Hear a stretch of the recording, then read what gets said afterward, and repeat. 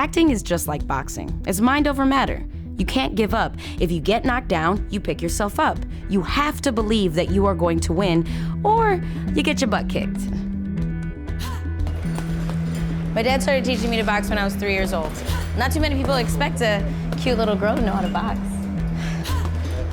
Because I'm kind of a fan of breaking down barriers. You know, knocking down stereotypes. Small and strong, beautiful and fierce. My dad used to have us look in the mirror and say, today's gonna be a great day. I can and I will. So I do it.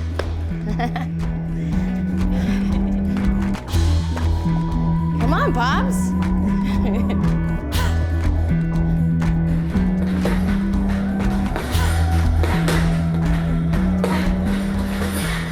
Growing up, I never saw myself on screen. I wasn't in the TV shows, I wasn't on the cover of magazines, and I sure weren't on the billboards. And I would drive around with my pops and I would be like, Dad, that girl's so beautiful on the billboard. And he would say, yeah, that's one type of beautiful. You're another type of beautiful. I'd be like, yeah, whatever. You're crazy. You're crazy.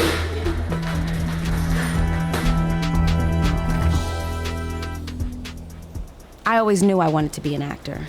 I left home at 16 to follow my dreams, but often I was offered the same old cliched role as a Latino maid or a pregnant teen or a gangbanger.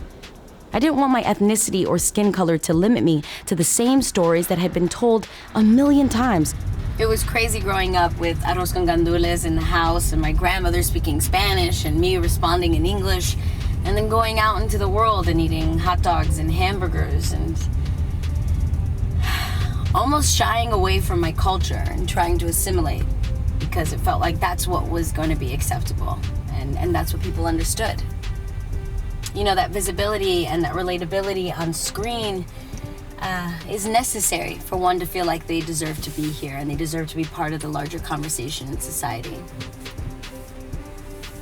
But that was my experience. I didn't want my ethnicity or skin color to limit me to the same stories that had been told a million times. So I just said, no thank you, to any role that was a stereotype.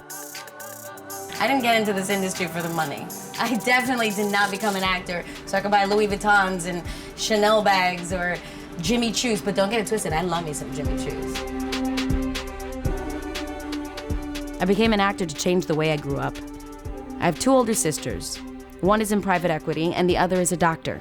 I never saw Latinos, working in private equity, let alone being the CEO of a private equity firm, or doctors.